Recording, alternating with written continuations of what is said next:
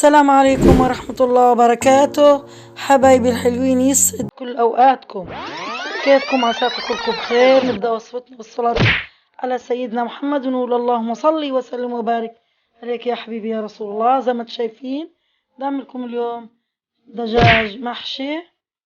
حطيته في المية، حطيت طحين وخل، نقعته شوية وليمون ومعلقة ملح.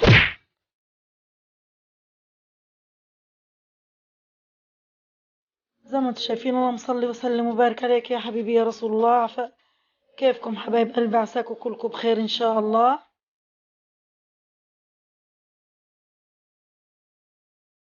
لا حول ولا قوة الا بالله العلي العظيم. زي ما انتم شايفين هلقيت شوية بمرق له المية والخل والليمون والطحين، بسيبه حوالي 10 دقايق منقوع، وبعدين بنغسله. واليوم ناوي اعمله بكياس ضغط، اسهل طريقة بالكياس الضغط بالفران الأردني، أو عندك فرن كهرباء. المهم بالفرن بالكياس الضغط بيطلع عندك الدجاج مظبط ما شاء الله. غسلته زي ما انتم شايفين وصفيته. هلقيت من المي حبايب قلبي، هلقيت عملت خلطة سحرية: كوب لبن رايب، معلقتين صلصة، فلفل أسمر، قرفة، بهار دجاج، خل، ليمون، ملح، زيت زيتون.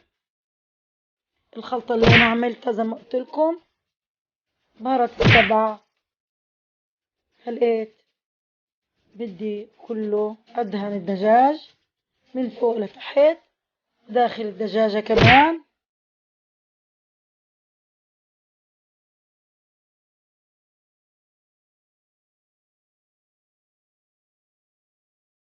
حسيبه عصرتين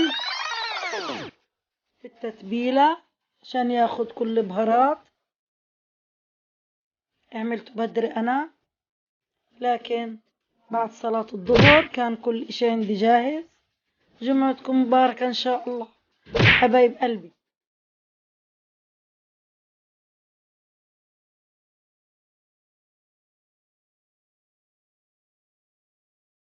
اللهم صل وسلم وبارك عليك يا حبيبي يا رسول الله. قلت حبايب قلبي بدي أحضر الرز اللي بدي أحشيه اليوم. بدي بالرز حطيت زيت نباتي، معلقة سمنة، لا حول ولا قوة إلا بالله العلي العظيم. خليت بدي أشوح البصل، فرمت البصل مكعبات زي ما بدك انت، حتى لو كان شرايح كمان بمشي معاكي. أي طريقة. قرنين فلفل حار والفلفل حسب الرغبة، احنا بنحب الفلفل. الرز بكيت الرز، عندي كيلو رز مبكت ما نقعته، على طول درته. بدي أشوحه مع البصل.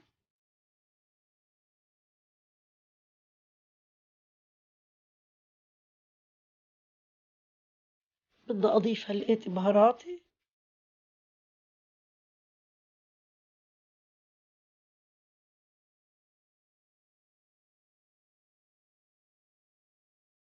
البهارات السبعة: بهار الرز، فلفل أسمر، قرفة، هيل مطحون.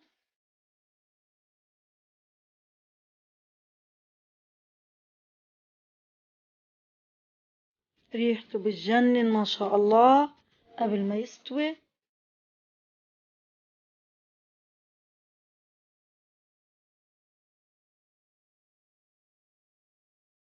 خلاص هلقيت بدي أضيف له المي.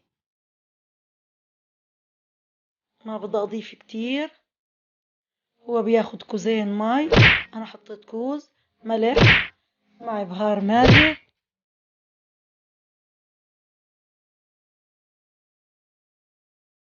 ما بدي إياها كمان ربع استواء، ما بدي إياه يكون نص استواء، ربع استواء.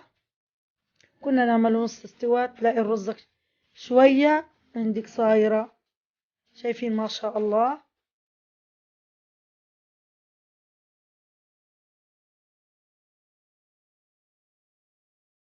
خليت عندي الدجاج. هيني أنا إيش بدي أعمل؟ بدي أحشيهم.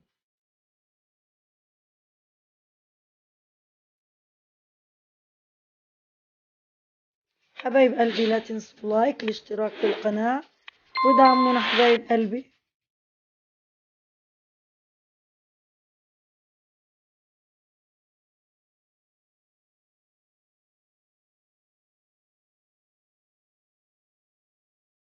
زي ما انتم شايفين بحط الفخاد من جوا كمان، لأنه بالكيس الضغط لو انت بدك تسلقيه ما بنفع تحشيه فوق الصدر، بنبعط معك الدجاج.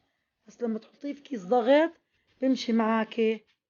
لو مليتيها الرز مليان الدجاجة تمشي معك. بنخز شوي الصدر عشان يستوي معك على طول.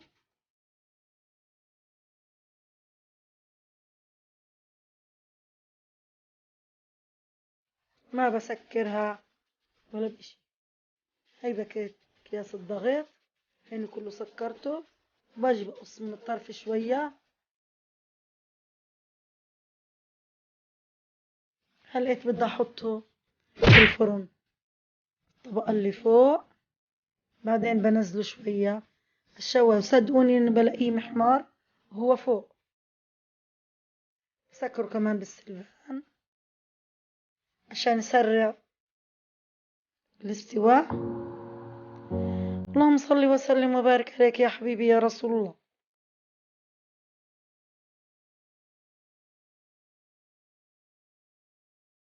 شايفين منظره ما شاء الله تبارك الرحمن، رهيب جدا. حمر كله. صدقوني كنت بدي انزله تحت، لقيته محمره من فوق ومن تحت. هو في الطبقة اللي فوق، ما نزلته على الشواية.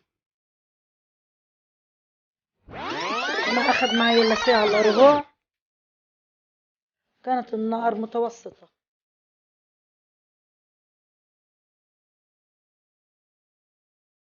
اللهم صل وسلم وبارك عليك يا حبيبي يا رسول الله. حبايب قلبي لا تنسوا اللايك والاشتراك في القناة ودعمونا. والسلام عليكم ورحمة الله وبركاته.